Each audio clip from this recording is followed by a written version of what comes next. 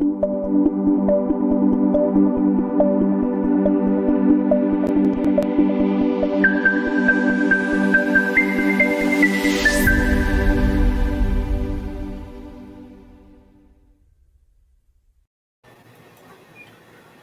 everyone.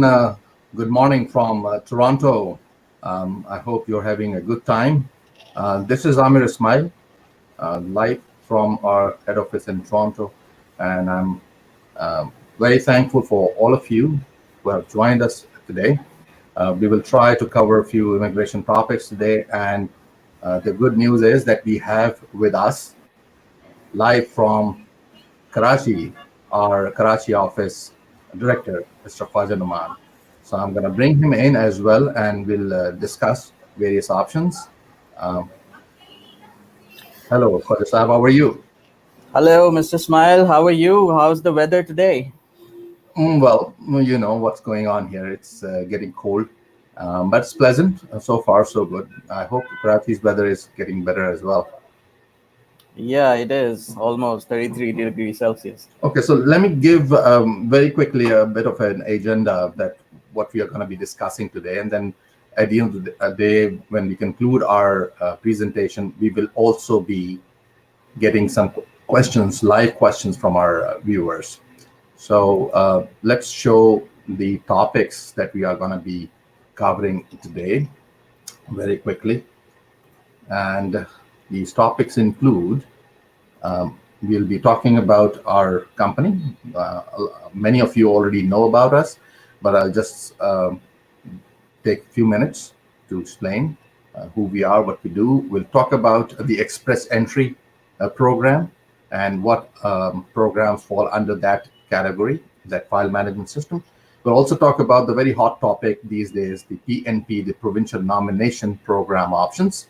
We'll talk about that, and I'll give the mic over to Khwaja Sahab when it comes to PNP, because he's a master class in that category. We will also cover a few business immigration options, because I understand some of you are operating their own businesses. Some of you are also senior managers who might not qualify under the skilled worker program, but they might fit into the business immigration program. We'll talk about the regulated advisors, why it is important for you to deal with the licensed consultants only, and of course we'll give you our details to connect. So building on that, the first topic that I would like to discuss is the skilled worker category. That is the biggest category under which the Canadian government selects immigrants from all over the world, and under that category we have other subcategories as well. We're going to discuss about that. So I understand, Khwaja Sahab, when it comes to you dealing with your clients in Karachi, most of them belong to this particular category, right? That's true. That's true. Most of them are qualifying and wanted to know about their skilled worker category chances, and they have certain questions as well. So Sure. we'll be So moving on with let's next get step. over to very quickly to the basic requirement for someone who is interested, who's qualified, is interested in migrating to Canada as a skilled worker. Most of the people who would be joining us, they already have done their research. They understand what categories are involved, what factors are involved, rather. But we'll go through them very quickly. But then we will discuss the specific of each factor and Right. the premise of these factors, and what affects the eligibility of an applicant, what leads to a refusal in most of the cases.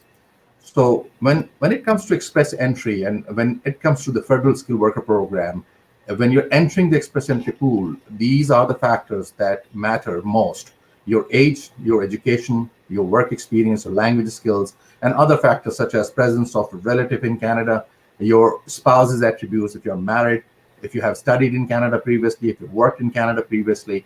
All these factors do play a major role. But if you look at the express entry program, it's not a program itself, it's a file management system. And if you are to enter the pool, you need to meet the minimum requirements. I would like to bring in Khwaja Saab again, and I would like to ask him as to if there is any confusion in the minds of people when it comes to entering the pool, because they really don't seem to understand why it is important for them to meet the minimum requirements and be able to enter the pool, the express entry, why it is important. Right. It's very important to people to know why. It's very important to know about what what actually the requirements to make sure they qualify in each of the category, because that has accumulate certain level of points, and That's right. that ultimately leads towards their certain ranking historic the points that actually leads to their selection from the pool. That's right. So that, yeah. Yeah. And I there are few points that actually where people lacks here and always been asking questions within our Pakistani market. So actually they're gonna ask about some factors like the experience, like they are actually having a number of years of experience, but still they are not qualifying. Not qualifying. So we want So let you me to add here actually very highlight. quickly that when it comes to express entry pool, basically you are marketing yourself. You are saying that I exist. If you don't send in your CV, for example, in the market, the likelihood of you getting a job is difficult. Same is the case with immigration. Same is the case with provinces. There are provinces in Canada who are interested in selecting people, nominating them because it's a vast country. It has different geographical regions, and every region has its own um, labor market needs. Um, Immigration itself is the federal government premise. Federal government is responsible to issue permanent resident status to foreign nationals. But provinces also jump in. They say, we would also like to work with the federal government and be able to nominate few people who would be beneficial to our economy. And that's where a lot of people get confused as to why is it important for me to become part of the express entry pool. They don't realize that express entry pool is actually associated with provincial nomination. If they are not in the express entry pool, the provinces, in most of the cases, there are a few categories where you don't really need to make an express entry profile, but most of the provinces would like to access your details by way of an express entry profile. And to enter the express entry profile, there are minimum requirements.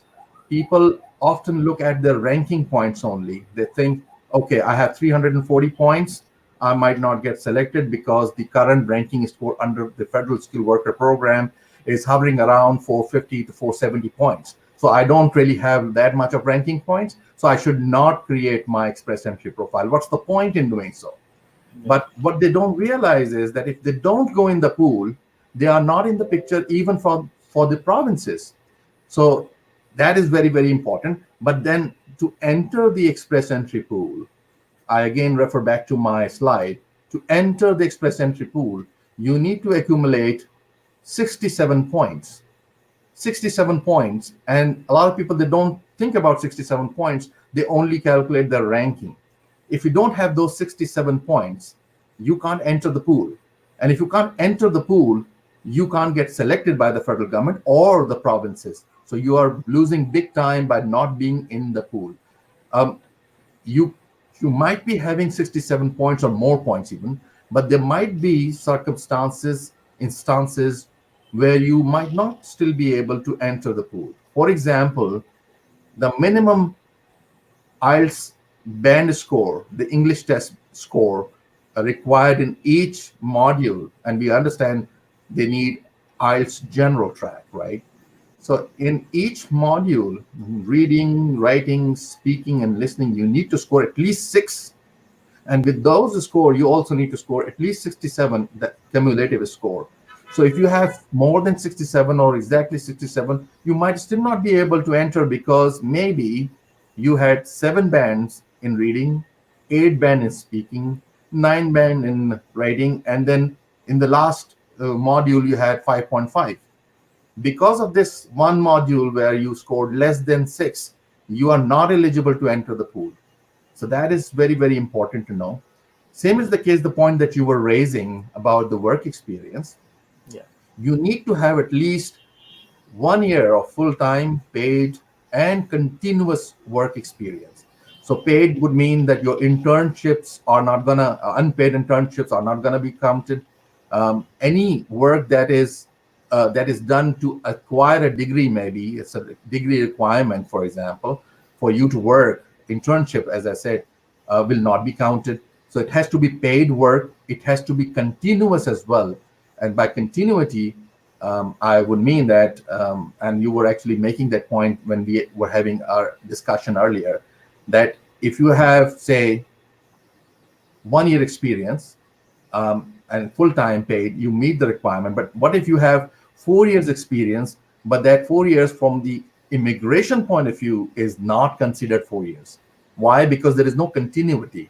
Say if you work for 11 months at one place, you took an off for a month or so, then you started working with another employer, worked for them for another 11 months, and so on and so forth.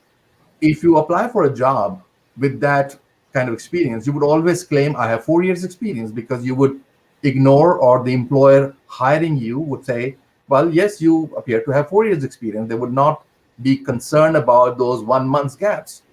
But when it comes to immigration, the visa officer is going to refuse your application saying you don't have even 1 year experience because the continuity was broken. So that is where a lot of people get confused, and that is where maybe it's a good idea to consider consulting with someone who is knowledgeable enough to give you the honest opinion about your eligibility, rather than just saying that, go ahead and submit your application, we're going to make it happen. It doesn't work like that.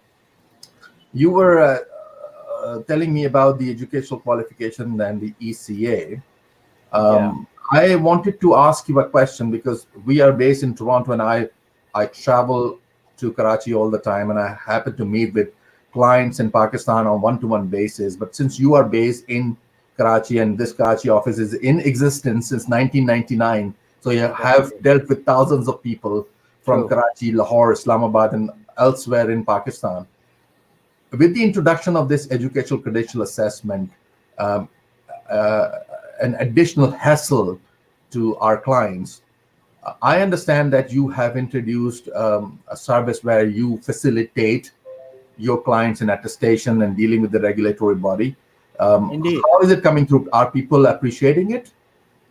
Yeah, people are appreciating it because people are getting a one window solution from our firm, and they don't need to go and back and forth to their educational institution and getting into and dealing with the HEC bodies, the government bodies here. That's So right. naturally, we help them out in a way to give a one window solution so that they can be facilitated at the end of the day, and they get the work done very smoothly so Smoothly. that they don't face any problem in that era, especially the candidates who've been outside Pakistan and they're the citizen of Pakistan. That's Like they're that's like we what I have wanted to ask clients in you. That's Dubai and all over. yes. So naturally, these people are very much actually appreciated this thing that we have initiated, and we've been assisting them successfully so far. And people are really appreciating all over. Okay, that is wonderful. Okay, so going forward, and I'd like to conclude it very quickly so that we can move on to the provincial nomination option. So we discussed about the language skills, the IELTS score. You can see that I've mentioned another test which is called CELPIP. A lot of people don't know about that as well. That it is one of the other options. CELPIP is a Canadian test. It is available in Canada, but in recent times they have also opened their center in Dubai. So, say if you have been struggling with IELTS and if you want to give another test a try, CELPIP could be the answer of your your troubles. It's just a matter of taking a flight to Dubai. I'm not endorsing the test. I'm not saying that this is an alternative or whatever. It is one of the other choices. Sometimes you are more comfortable with the format of the other test, especially when you are able to score seven across the board, but somehow, somewhere, you are scoring less. So maybe if you are struggling with that, you might want to consider it. Um, so this is what it is. In work experience, what I have experienced is that people Okay, have work one more thing experience. which would I Sorry. Yeah. Okay. There was a little Okay. bit of I'm glitch. sorry, I need to ask one more question in between. Sure. Yeah, Okay. Yeah. Go ahead. there was.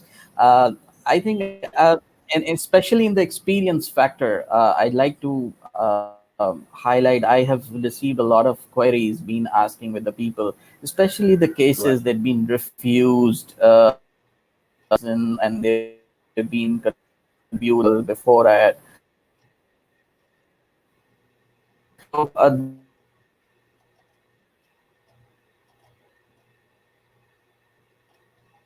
they carry out most of the act and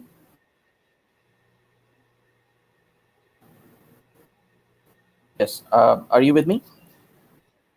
Yeah. Yeah. I'm with you. It's actually, I think the internet on your end is a bit Yes. glitchy Are you with today. me? Yeah.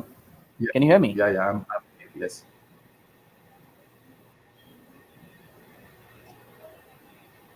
Yeah. Okay. So what was your query then regarding the work experience? I guess we're Yeah. losing Khwaja Numan there, but we'll be patient. Yeah. Go ahead. Yeah. Okay. Okay. So I'm sorry for the glitch, but just wanted to ask you about the experience. Right. People usually, what I have seen in my dealing with the people, usually the interviews that we've been convoked by the officers, usually they've been doubting about the experience, especially people sometimes wrote on their social media platform. Do you really think that IRCC and other bodies actually visits their social media websites to verify their information as well as other aspects Well, to that's a make very, sure? very, very good question, and a lot of people they don't take this seriously. Your information that you provide to the government of Canada, um, of course, it has to be truthful. And if you don't provide accurate information about your profile, about your work experience, then you run the risk of being refused on the basis of misrepresentation. That's Section 40 of Immigration and Refugee Protection Act, and it can ban you for 5 years. Now, the visa officer has the mandate of ensuring that they are selecting people who are truthful, people who are genuine, and they are not submitting anything fraudulent. In doing so, of course, they have the ways and means to check the validity and the legitimacy of the documents you provide them. They have covered many of things by way of introducing checks and balances. For example, the language test, they can check with the IELTS directly. The educational documents, they can check by way of the educational credential assessment. But when it comes to work experience, it is very, very difficult to verify it unless there are deeper checks and balances.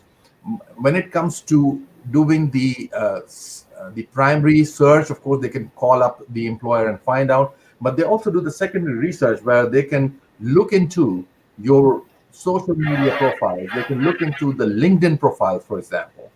And if the information you have provided in your social media profiles, they do not coincide with the information you have provided in your immigration application, then it's a red flag.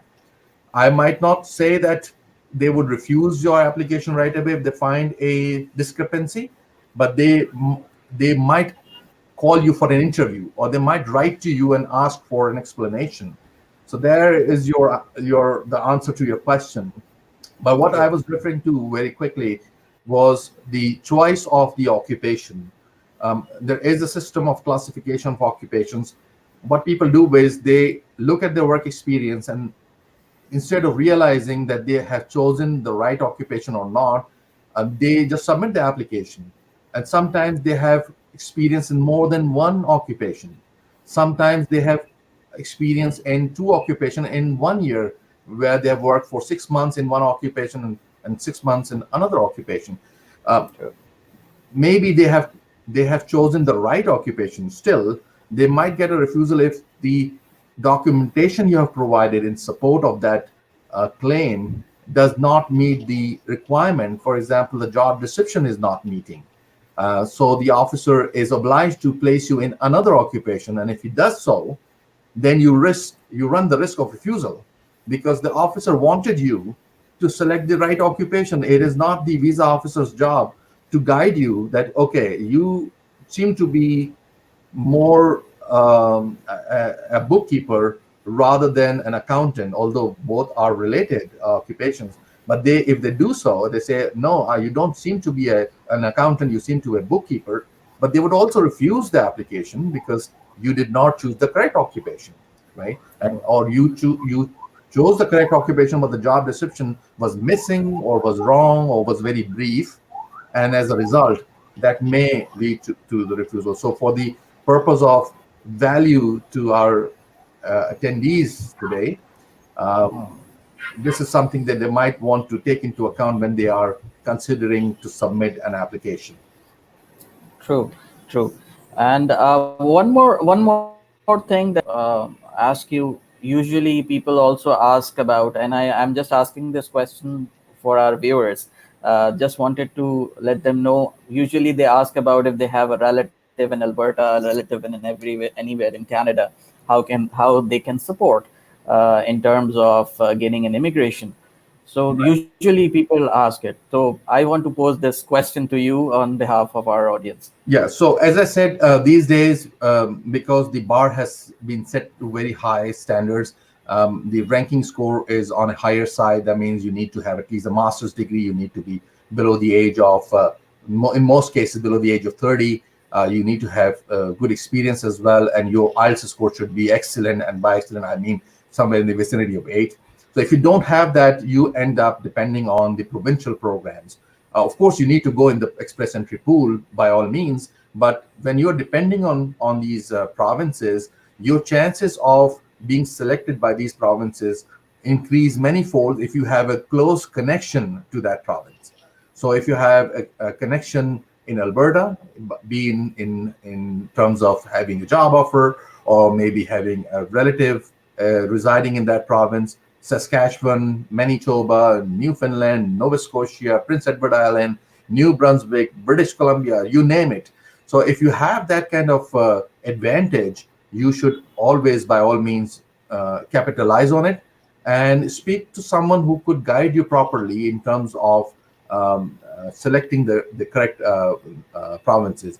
One other thing that I wanted to point out is a lot of people, they pose the question as to which province should we choose rather than concentrating on the first step. It's just like putting the horse before the cart. They look for the province first rather than working toward getting their express entry profile online. They don't go with the ECA, they don't go with the English test. And with the growing number of unlicensed agents, the local agents in the market who would actually advertise, giving these people false hope, green pastures, that you don't really have to score even 6 bands. You don't really have to have anything. Basically, we're gonna get you even a job. Just give us some money. That some money is actually the target. Of course, they would say we would charge you more at the end of the day, but that is what they are not targeting. They are okay with not charging that rest of the money, but they actually are focusing on the advance that they charge. And of course, your work is not going to be completed, and you would end up, losing your hard-earned money at the hand of these unlicensed, unregulated local agents in the market. And I want you to highlight on one of the factor as well. Like recently, there have been a lot of job scams are there. Like a job offer being offered. These were the scams been going on in the market. So people trust those or not. Can you highlight it on this? Okay, when it comes to getting a job offer from an employer in Canada, you need to understand that, first of all, you are not supposed to pay even a single cent to someone to get the job offer, because if someone is charging that money, they are breaching the Canadian law, and it's an punishable offense.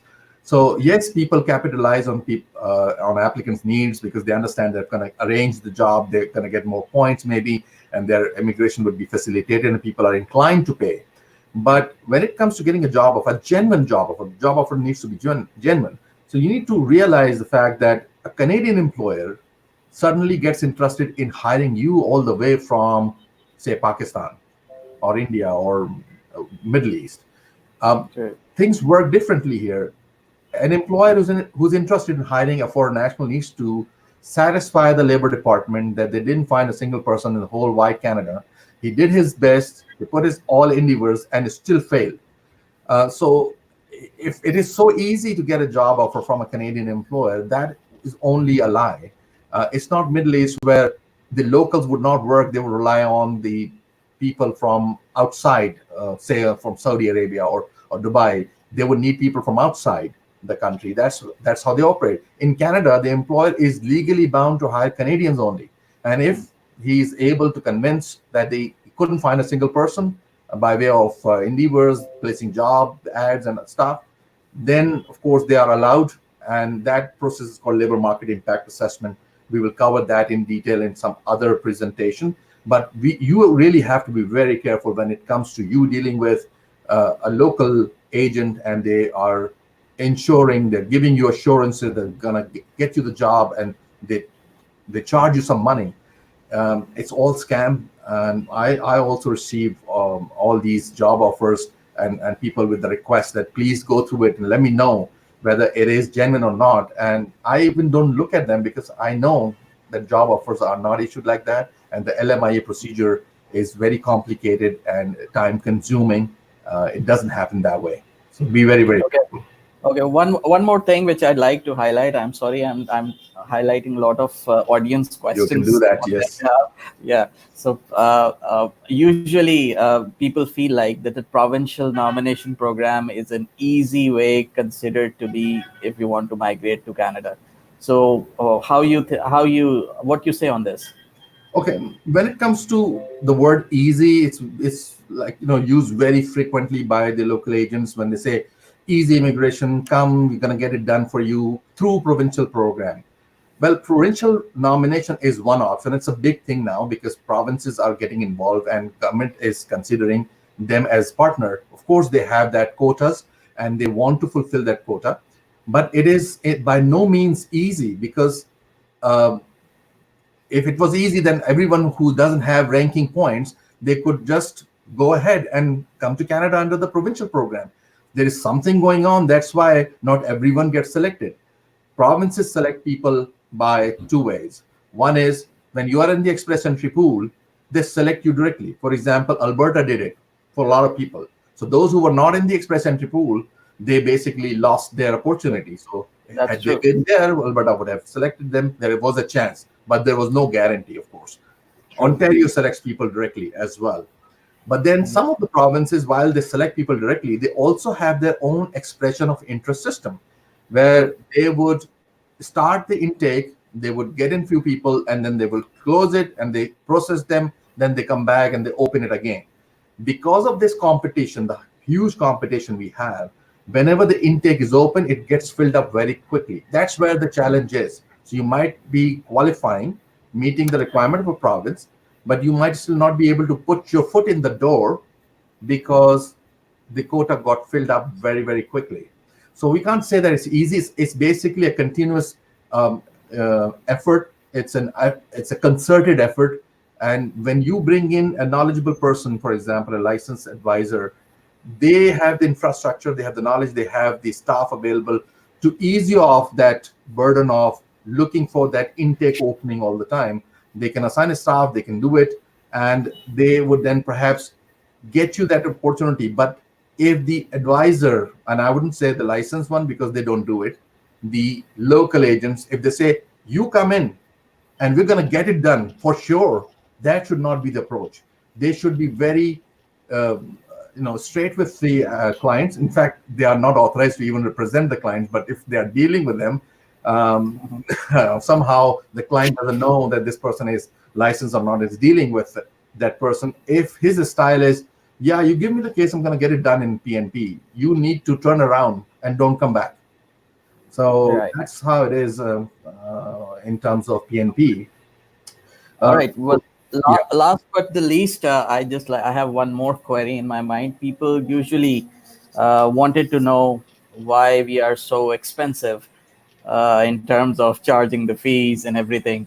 So we just wanted to know from you, okay, what relaxation that we are I was offering. not expecting that question, but let me assure you, number one, we are not expensive. Number one, um, and if if you're comparing the fees with the local agents who don't have to, they don't really have any overheads. They do have, of course, a lot, very, very nice offices because they want to impress people. Because, of course, they are not authorized, they don't have license, but they would pose as if their offices are comparable to an embassy, maybe. What they do is they charge less. Why are they in a position to charge less? Is because they don't maintain the membership with the regulatory body. If they are not a member of the Canadian regulatory body, that means they are not licensed. If they're not licensed, it is basically harmful for you because you're paying them the fee. If they goof up, if they don't deal with your case properly, if they run away, who are you gonna approach? When you deal with a licensed consultant, you have that assurance. We carry a $1 million insurance. We are properly educated. We've maintained a continuous professional development, and all this is done to ensure that the consumer, in that case the client, is provided good service, reliable advice, up-to-date advice. So yeah, if you compare it with the local agents, of course it might seem a little higher. I do compare them with a compounder or dispenser in a doctor's office, right? A doctor would be someone you would like to talk to when it comes to your health. But if a compounder is posing as a doctor who has the authority to only give you the medicine on the instruction of the doctor, then of course you are not gonna be asking for the advice from that person because he's not qualified to do that advice. One important thing that I would like to highlight here is that I've come to know that there are a lot of local agents who are tying up with the licensed consultants in Canada and then posing themselves as licensed consultants, and they can then show their name as agents of that licensed consultant. It's the dangerous territory to walk in, because what if the person you're dealing with on ground in Karachi, for example, claiming to be the agent of a licensed consultant, that doesn't make him the doctor, right? He would still be a dispenser. And if he is dealing with you, and what if the agreement between him and the licensed consultant breaks down somewhere?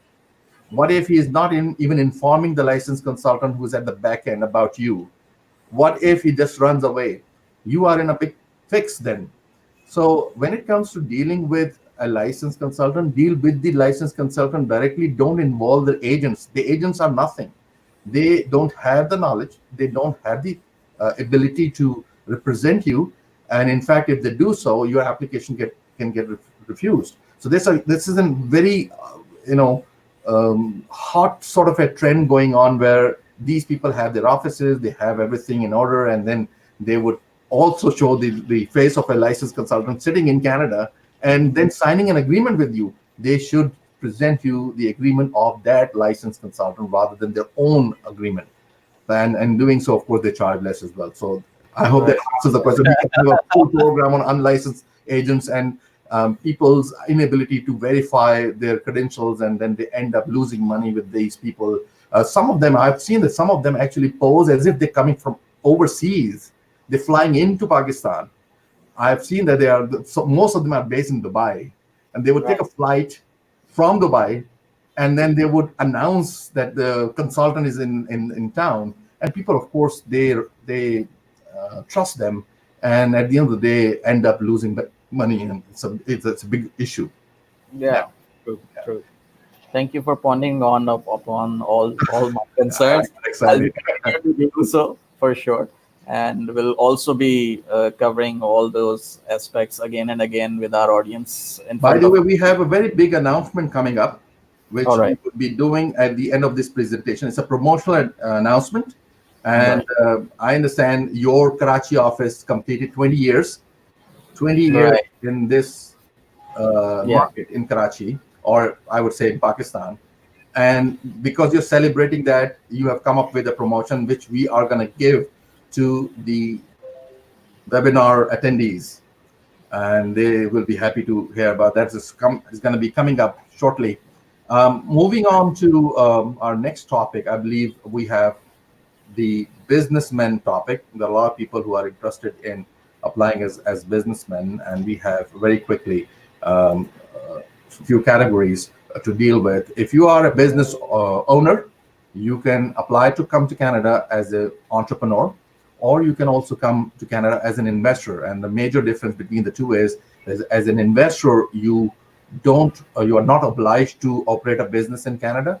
But as an entrepreneur, and these programs are run by various provinces, we have the very famous Ontario program, then we have Manitoba, the old program. All these programs require you to have a certain net worth, usually in the vicinity of 500,000 to say $1 million. You need to have substantial work experience working as a senior manager or operating a business. And you need to give a commitment that within 2 years of your arrival in Canada on a temporary visa, you would be able to establish a business and put in certain amount of money as capital investment. Could be from $200,000 to more, depending on the region that you choose. So that is one option that a lot of people consider. And I'm sure that in Karachi, you receive a lot of inquiries from businessmen from Pakistan, and you refer them to us all the time. And whenever I come to my Karachi office and sit with you, I see that a lot of people, they belong to the business community. So that's how we help in the business community as well. Um, in both these stances, for skilled worker or businessmen, whenever you approach us, we make an assessment free of cost. We give you a Yeah. consultation free of cost. We let you know whether you qualify or not. We choose the correct path for you, and then only we proceed further when we know that yes, it's going to be something that might materialize. We don't give guarantees, of course, but we also don't proceed if there are no chances, if the person is not meeting the criteria. So that's how it is for the business. And when we have our exclusive presentation for businessmen, we're going to talk about each category in detail as well. Yeah. So yeah, moving on to, we'll have our question period coming up as well. And the announcement, I think we can make the announcement now. And if you allow me, because Yeah. that's Yeah. Please go ahead. this is Yeah. not an offer from the Toronto office, it's the offer from the Karachi office, right?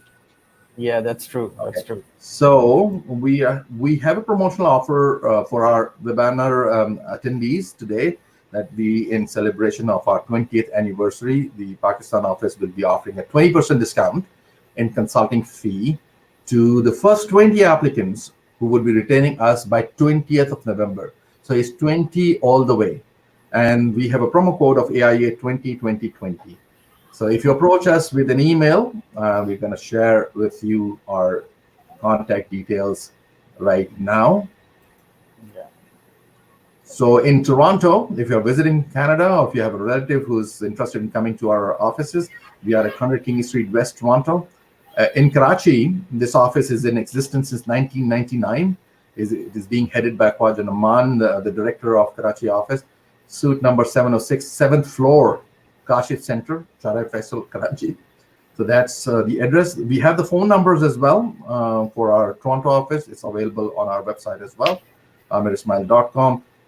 But you can take note of the Karachi office numbers, 021 3565 2860 3 lines. And then we have the cell number, 0300 251 6207. Or you can email us at info@amirsmile.com. So hope you got the offer noted down, and few of you will be able to get the benefit of this celebration we have.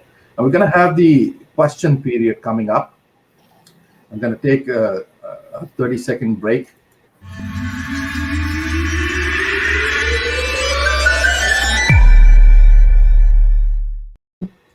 We have the question period coming up, and we'll be able to, this is something really good, I will be able to show your questions on our screen, actually. So let's do this one by one. I encourage you to send in your questions now, and let's start with the first question. Okay, so let's do this. Okay, so let's see. First question is coming from Rabia Khalid. It's right on your screens. How much time would it take for her to get immigration? That's what she's asking, I believe. Khwaja Sahab, would you like to comment on it? Yeah, before I proceed to comment on this, I really want her to get evaluated. I request her to fill our assessment Yeah, form because so then it will give you an idea what category. So what kind of basically, profile is the processing time differ from category to category. When you create your Express Entry profile, you need to get your invitation to apply for immigration. So your Express Entry profile is not your immigration application, and the lead time it might take for you to get selected cannot be calculated because, of course, it depends on your ranking, and of course, it also depends on if you are working to get nominated by a province. So it may take a while before you could get selected by a province. And then when you've been selected by a province, you get 600 extra points, or maybe your ranking was good enough for the federal government to select you directly. Once you do that, you have 60 days time to submit your immigration application. And it takes then from that point onwards, when you've submitted the application, at least 6 months. Might take more, but 6 months is the average time these days. So this from the day we question submit from PM? Rabia Khalid. Let's bring in simple question from Hassan Fayaz. And okay, please let's have a serious, which is 475 currently. Now, Hassan, it is the last draw. It doesn't mean that it is the ranking score for all the future draws as well, because if we look at the history of the ranking, it keeps on fluctuating. And at one point in time, if I remember correctly, in 2017, I believe the first quarter, it actually went down to 413 and 412 as well. Of course, it didn't go down to that level ever again, but yes, it fluctuates. It was somewhere around 434 even last year. But yes, Government of Canada is focusing on selecting all those people who have highest ranking score, but I'm sure it's going to come down very soon. So, Okay, let's take another question of Nasira Nafis. okay, so let's bring in Nasira. Yeah. Nasira is asking how long the profile is valid in Pool 4 selection. So you can answer that, of course, it is valid Yeah. for The profile is valid in the pool for the period of 12 months. 12 months. Okay. Yeah, and obviously it's valid for the selection draws. Usually, Government of Canada's made the draws twice a month, but it depends on IRCC how they make the draws. But as soon as they select the candidate, as Mr. Smile told you just now, they pick up the candidate and then move on. So overall processing time should be kept in mind, at least 12 months in totality to complete the whole process. Okay. Zia Malik is asking about the PNP. Of course, you can get in. If you're in Pakistan, please feel free to get in touch with the Khwaja Numan at 0213-565-2860, You can also visit them at our Karachi office, our 7th floor in Kashif Center, room number 706. Um, there is a question from someone with the name Princess about the Canada business visa. As we gave you a little outline about the business visa, get in touch with us. We'll make an evaluation. You need to have business experience. You need to have certain net worth, and you need to be able to establish a business in Canada to do that. Inam Aziz is a BE electrical engineer with majors in electronics. He's trusted in Express Entry program. We'll be very, very happy to assist you, Inam. If you have not done your assessment, get in touch with us and send us your CV or uh, complete our assessment form on our website, amirsmile.com. We'll make an evaluation. We would get back to you. There is someone who is saying that on Nadi Kazmi, they have completed the form but did not receive any response from your STEAM office. So please handle my case. We'll be very happy to do that, Kazmi Saab. We usually take 3 business days to respond, make an evaluation, because we make evaluation on personal basis. We don't do it by way of calculators. We take into account everything, including your CV. So it takes a little while. Sometimes it takes even more when it comes to placing you in a certain occupation. But rest assured that we're going to be getting back to you, and I'm going to instruct my paralegal to look into it, and they would be able to get back to you. Let me just scan through some few questions, and then we can see that. This is an interesting and very important question. CR score is 350 or 350. it's eligible or not. There is no eligibility or ineligibility. Basically, it's the score you have, and we can see that the current trend in direct selection under the federal, the main program is 450 to 475 even. So the likelihood is that you might not get selected by the federal government under the federal skilled worker program. So you really need to focus on the provincial programs. We'll be happy to assist you if you would get in touch with us. Someone is going to speak to you personally and discuss with you on behalf of self-employment. Okay. So Nida Zedi is saying, please talk about self-employment. If a person get immigration on behalf of self-employment, can work there as a regular job, or do they have to start his own business? That's an interesting question. They can start, I mean, if they are self-employed, they can start their own business. And if they have a regular job, I don't think, first of all, we have not dealt with this visa category in years, because the processing time as posted on the IRCC website is somewhere around 7 years. Mostly people who are self-employed, they come under the provincial entrepreneur programs, and that of course comes as with the condition of operating their own business. Self-employment, I don't think so there is any restriction as such, so I think you should still be okay. Okay, so Hina is asking about if CRS 373, then for which provinces will be eligible. Now, the provinces are not depending on the CRS. The provinces are depending on some other factors, like your connection to the province, like your occupation, maybe, right? And yes, and if you have everything in order, someone who have more CRS than you would be selected before you. So we can't say that 370 or 390 is a bad score. There have been selections on even lesser scores in past. Okay. Mubashir Wazir wants to ask about visitor visa. You can get in touch with us because we would like to know the purpose of the visit, your previous travel history, and then we can give you an opinion whether you would be considered for a visitor visa, because the refusal rate for visitor visa for Canada is of course very high, and they ensure that the person who they are considering for visitor visa purposes is a genuine visitor. So we'd like to know, and all these things do make a difference. This is a question I think the same person I'm bringing in. Do you provide job offer? No, never, ever. We will never arrange a job. You can talk to the local agents. We can't do that. It's illegal to do that, and we don't do it. Okay, and let's move on to a few more questions. Okay.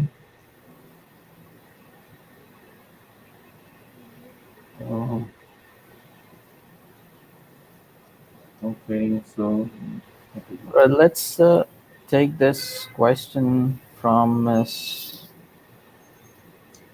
Dora Volta, perhaps. yeah, I need to scroll down all the way to yeah. Okay, so Yeah. how much is the chance to get PR after completing masters from Canada? Okay, Dura. So when you complete master, of course, it's an advantage, because if you already have work experience, you might qualify under the federal skilled worker program or even the provincial program, because you already do possess work experience. But if you are a fresh graduate, once you complete your 1 year work experience, you can perhaps apply under the Canada Experience class or one of the international graduate categories. So if you have completed, or if you are considering completing masters from Canada, nothing like it. It would be such a wonderful thing to happen. Go ahead and do it, and get in touch with us if you need any assistance in future.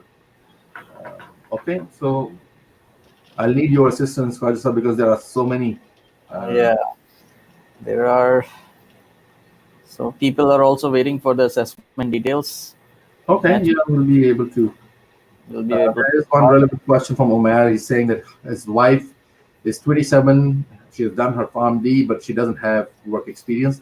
Does she qualify? She doesn't qualify at the moment, but she needs to have at least 1 year work experience, and she would be able to then enter the express entry pool. Of course, she also needs to have the correct IELTS band score. So will do that. Um, so Waqas is asking. He's a profession. He's professionally a banker and having 13 years experience. He has MBA and he wants to apply and he is 35. Criteria. We went over the criteria, of course. Age, education, work experience. These all things matter. You appear to be meeting the 67 criteria. The ranking might not be up to the mark. If I could just give you a heads up on it, but I would still encourage to get in touch with us. We'll figure out what ranking score you are at, and then we can also discuss the provincial option for you.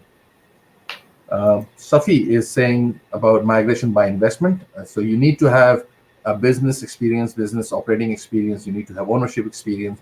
You need to have business documentation, the tax documentation, be able to demonstrate that you have the required network. Then you provide a business plan and then implement that business plan by investing money in Canada. You can complete our business assessment form on our website, and we can let you know which business immigration program you would be fitting in, which province would suit you the best. Okay, take one more from Madani. That is, Okay, let me search for it. yeah, Really, these comments are really scrolling so fast.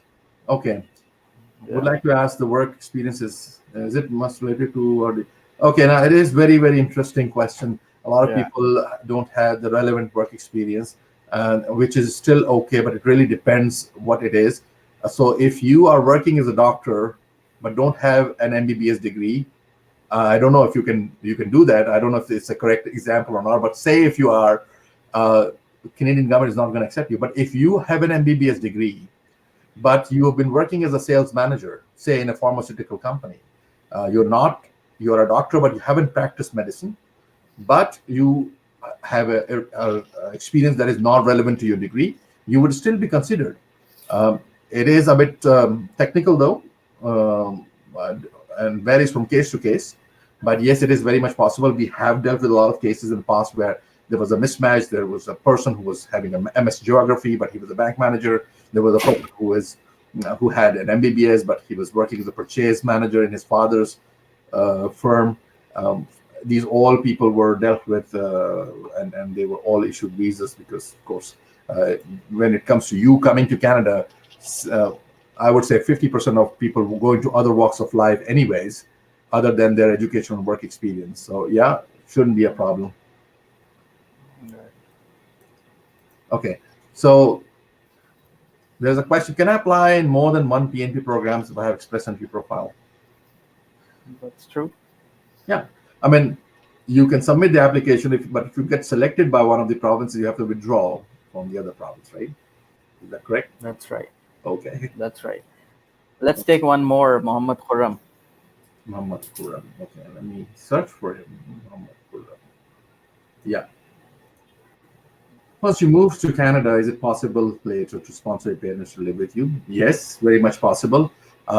There is a selection criteria for that purpose as well, because the sponsorship depends on your commitment to your parents that you're going to provide for their well-being and shelter and everything for at least 10 years from the day you sign an agreement with Government of Canada. So you need to have certain level of income, and you need to have at least 3 years tax returns to show that level of income. And then you are allowed to apply, submit an expression of interest, and then the Government of Canada selects you from that pool of applicants who are interested in sponsoring their parents. But you can also sponsor them for a temporary visa called super visa. So they can come. The duration of that visa is usually 10 years. And under that, although it's a kind of a visitor visa, but in the normal visitor visa, of course, that is also considered by a lot of parents. They come on normal visitor visa too. And that can also be of 10 years duration. But every time you enter on a normal visitor visa, the usual duration allowed is 6 months. In a super visa, the usual duration allowed is 2 years in a stretch. So parents can live for a longer period of times with their kids. And in the meantime, if the kid has spent 3 years in Canada and is not eligible, at least they are together. And once he completes his 3 years, he can then sponsor. All right. Okay, so yeah, we are 3 minutes shy of concluding our presentation, and I'm sure the staff at your Karachi office must be leaving. I Yeah, know, but yeah. So I don't want to hold them back because the presentation was scheduled for 30 minutes, but now as we are bringing in more questions, we might want to spend 2 3 more minutes. And okay, so there is one question from Mr. Kazmi again. I guess already filled assessment on blood travel. Okay, now our remoteness should not discourage you, Kazmi Saab, from considering us as your representative because Canada or immigration is an international affair. Your agent need not be a local person. We have been dealing with our Saival based clients directly from Toronto since 1991. And I also maintain my Karachi office just because of the fact that I want to remain local as well. So it doesn't really matter. Everything is online these days. You would see that if you are going ahead with the express entry profile, you would not be providing anything in hard copy format. Everything is scanned and uploaded on the Government of Canada's website. And we maintain close coordination. If you compare us with other local agents where the person is a local agent but still not available, his staff is dealing. In our case, we what we have tried to maintain is that we provide the services of a licensed agent, licensed consultant, but are also available. That person, in this case me, is also available to take your direct questions, satisfy your queries, and be available because it is our responsibility toward our clients. So this is what we are going to do. We'll take a question from Umair Durrani that if someone has a farmland, can he apply as a farmer? So we can consider for Alberta provincial. How do we show ourselves as farmers? There is nothing of sort of showing. When you use the word show, it actually implies as if you don't have that credential. Um, Whatever you have, you show that only. Um, and I understand your question might be as to related to the fact that if someone has a farmland, can that person be considered a farmer? I'm sure that you're not saying that to show the farmer, but can that person be considered a farmer? Will not be considered a farmer because owning a land is not enough. You need to have work experience. You need to have experience operating that farmland, be involved in day-to-day management of that farmland. So ownership document would not serve the purpose. You need to be able to show that when you come to Canada and buy a farm in Alberta, you will be able to implement whatever you have learned back home whilst you were managing a farm on full-time basis. So that is very, very important to know. We can make an assessment of your credential if you do have that experience, and we'll then look into it as well. So, um, okay, I think we have covered very much all of these. I But want yes, if you have I just further want to questions, add one more thing. Whoever were asking about how we can apply for Canadian Express entry throughout the world, it's just you need to approach us if you want to hire our services. Just approach us on our contact numbers being presented on our screens again, if possible. Then they can approach us yeah, on we'll do these that for numbers. you. Yeah, on these numbers we you can approach us and they will able to guide you. You can email us, you can fill our assessment forms, and then we'll able to assess you and then respond you in writing so that you will be able to be assessed properly with the licensed advisor, and then you can proceed with your immigration plans, since it's a big decision and you have to take this decision very positively and with the right people. So let's. I think we have covered almost all of the main aspects, main queries, and obviously people been connecting. Yeah, so just to reiterate that our services are available all the time, directly from our Toronto office as well, Karachi office as well. Yeah, Feel free to get in touch with us, but we will be conducting all these information sessions on regular basis. So feel free to suggest the topics and we'll also be coming up with specific topics so that we can satisfy your questions and answer your queries. All right. First of all, and in the end, I would also like to introduce my team members who have been supporting me Oh, throughout okay. Yes. for this Yeah. webinar Karachi to be office. I online. like you guys. You are really hardworking people, and in serving and representing our presence in Karachi. So who do you have now? I understand most of the people have already gone. Yeah, but few of staff is still with me and been supporting me throughout with this during that whole webinar. So let me just introduce it to you. Introduce Michelle to you. And Okay. hi, Hi, Michelle. Michelle. Say Michelle hi. Reynolds, how are you? Hello everyone, this is Michelle Reynolds from Karachi office. It was a great pleasure to see you all online. Feel Thank you very free much for your and support, give us a Michelle. call if you wish to discuss your immigration plans with us. Thank you. Take care. Perfect. Perfect. Here is Rochelle. Rochelle, please say hi to the audience. Hello, this is Rochelle. Felt wonderful in facilitating this webinar for all of you all. Hope to see you all at the Karachi office. All Have a right. nice day. Perfect. Bye. Perfect. Thank you very Thank much. you. Thank you. Thank you, both of them. Okay, great. See you tomorrow, Naman, and we'll take more See questions you. later. Okay. Sure, sure. Okay, thank you.